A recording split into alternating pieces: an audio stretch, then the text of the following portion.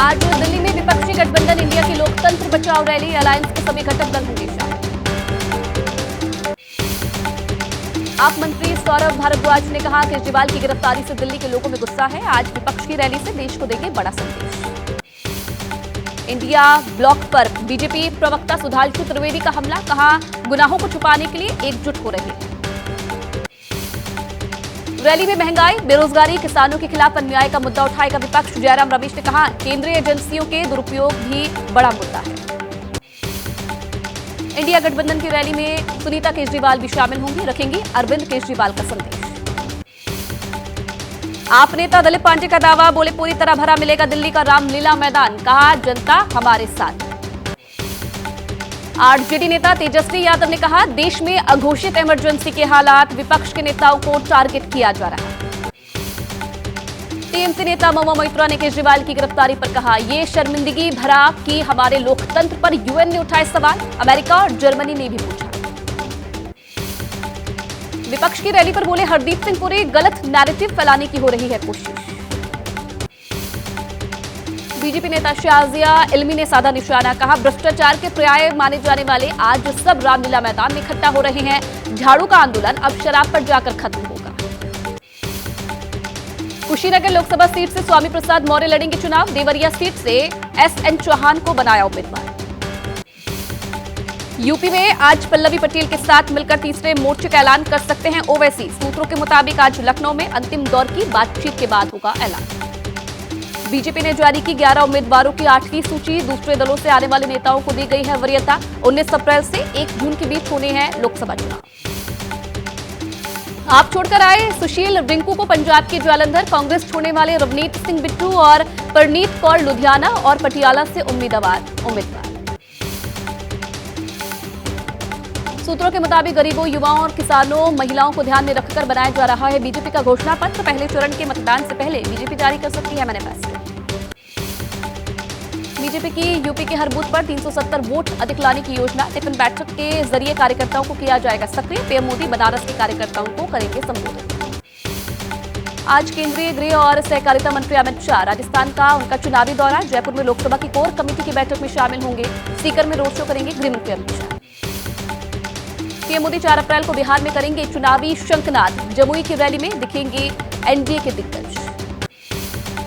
आज शाम 6 बजे दिल्ली में कांग्रेस केंद्रीय चुनाव समिति की बैठक, उम्मीदवारों को लेकर किया जाएगा मंथन। बिहार की सीटों पर लग सकती है मोहर, बिहार में कांग्रेस 9 सीटों पर लड़ेगी चुनाव। छिंदवाड़ा सांसद नकुलनाथ का बागियों पर हमला, जनसभा में विधायक कमलेश शाह पर साधा निशाना, कहा चुने हुए विधायक गद्दार और बिकाऊ। बिहार की 40 लोकसभा सीट पर महागठबंधन का फॉर्मूला तय, आरजेडी सबसे ज्यादा 26 सीट पर लड़ेगी चुनाव। कांग्रेस को 9 सीट, सीपीआई एमएल को 3 सीट, सीपीआई और सीपीएम को 1-1 सीट पर चुनाव लड़ने पर बनी सहमति। पूर्णिया से नामांकन दाखिल करने की तैयारी में है कांग्रेस में शामिल हुए पप्पू यादव। सूत्रों के मुताबिक नहीं मिलेगा कांग्रेस का सिंबल, गठबंधन में ये सीट आरजेडी के पास। लोक जनशक्ति पार्टी रामविलास के 5 उम्मीदवारों की घोषणा, कार्यकर्ताओं ने चिराग पासवान के आवास पर जश्न मनाया। चिराग पासवान ने कहा बिहार में एनडीए गठबंधन जीतेगा, 40 की 40 सीट। पूर्णिया सीट को लेकर चिराग पासवान का महागठबंधन के नेताओं पर तंज, कहा हम लोगों ने ठीक से सीटों का बंटवारा कर लिया, लेकिन विपक्ष में गठबंधन की मर्यादा को तोड़ा जा रहा है।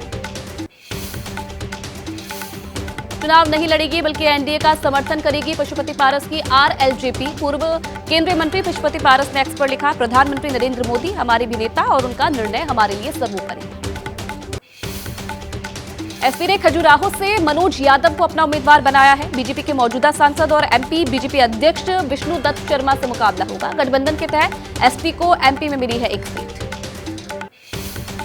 आज से मध्य प्रदेश में कांग्रेस का 1 वोट 1 नोट अभियान, पार्टी का खाता सीज करने का मुद्दा मतदाताओं तक ले जाने की तैयारी कर रही है कांग्रेस। चुनाव के लिए आवाम से जुटाएगी चंदा। एमपी में कांग्रेस प्रत्याशी दिग्विजय सिंह पदयात्रा के जरिए करेंगे प्रचार। आज राजगढ़ की सुसनेर विधानसभा से करेंगे प्रचार अभियान की शुरुआत। 8 विधानसभाओं को करेंगे कवर। एनसीपी शरद पवार ने जारी की महाराष्ट्र में 5 उम्मीदवारों की पहली लिस्ट। बारामती से सुप्रिया सुले फिर लड़ेंगी चुनाव। एनडीए से अजीत पवार की पत्नी सुनेत्रा पवार प्रत्याशी। शरद पवार की पार्टी ने एकनाथ शिंदे के शिवसेना और बीजेपी के खिलाफ निर्वाचन आयोग में दर्ज कराई है शिकायत। स्टार प्रचारकों के रूप में दूसरे दलों के व्यक्तियों के नाम प्रकाशित करने का आरोप। लखनऊ में इंदिरा नगर में बुजुर्ग की हत्या से सनसनी। जल निगम से रिटायर्ड सीनियर अकाउंटेंट का घर में मिला शव। पुलिस ने लूट के चलते 92 साल के बुजुर्ग की हत्या की आशंका जताई है। गाजियाबाद के लोनी में अवैध संबंधों के शक में फावड़े से काटकर पत्नी की हत्या। बीच बचाव में बच्चे भी घायल हो गए हैं। आरोपी पति की तलाश में जुटी है पुलिस। मध्य प्रदेश के सागर में धार्मिक गाना बजाने पर बवाल। पथराव और मारपीट से इलाके में तनाव। उपद्रवियों पर पुलिस ने आंसू गैस के गोले दागे। हालात पर काबू पाया। आज दोपहर 2 बजे जारी हो सकता है बिहार बोर्ड 10वीं परीक्षा का रिजल्ट। 10वीं की परीक्षा में बिहार के 16 लाख से अधिक छात्र छात्राओं ने परीक्षा दी। नतीजों को लेकर छात्र बेहद उत्साहित। हिमाचल प्रदेश के धर्मशाला में बर्फबारी। धौलाधार की पहाड़ियों पर गिरी बर्फ की सफेद चादर में ढकी पहाड़ी। बर्फबारी से ठंडक भरा हुआ मौसम। मैच खेलने के लिए बेहतरीन मौसम। बीजेपी के वरिष्ठ नेता लालकृष्ण आडवाणी को आज दिया जाएगा देश का सर्वोच्च सम्मान। राष्ट्रपति द्रौपदी मुर्मू आडवाणी को घर पर देने जाएंगे भारत रत्न सम्मान। पीएम मोदी, अमित शाह मौजूद रहेंगे। ओडिशा के पुरी में स्टैंड आर्टिस्ट सुदर्शन पटनायक ने लालकृष्ण आडवाणी को बधाई देते हुए बनाई स्टैंड आर्ट। आज लालकृष्ण आडवाणी को भारत रत्न से सम्मानित किया जाएगा। ENB अवार्ड्स में एबीपी न्यूज का दिखा कमाल। अविनाश पांडे को सीईओ ऑफ द ईयर का अवार्ड मिला। एबीपी न्यूज को ऊंचाइयों पर ले जाने का मिला श्रेय। ENB अवार्ड्स में एबीपी न्यूज की धूम। एबीपी न्यूज को मिला चैनल ऑफ द ईयर का अवार्ड। एबीपी न्यूज ने कुल 50 ENB अवार्ड अपने नाम किए। ENB अवार्ड्स में जगविंदर पटियाल का फिर दिखा करिश्मा। जगविंदर पटियाल को बेस्ट एंकर का अवार्ड मिला। बेस्ट प्राइम शो के लिए जाने जाते हैं जगविंदर पटियाल। आईपीएल में लखनऊ सुपर जायंट्स ने पंजाब किंग्स को 21 रन से हराया। लखनऊ की सीजन में यह पहली जीत। उधर पंजाब की टीम 3 से 2 मैच हार चुकी है। आईपीएल में आज 2 टक्कर। पहले मुकाबले में गुजरात टाइटंस और सनराइजर्स हैदराबाद के बीच मुकाबला दोपहर 3:30 बजे अहमदाबाद में खेला जाएगा मैच। आईपीएल की दूसरी टक्कर चेन्नई सुपर किंग्स और दिल्ली कैपिटल्स के बीच होगी। यह मैच विशाखापट्टनम में शाम 7:30 बजे होगा।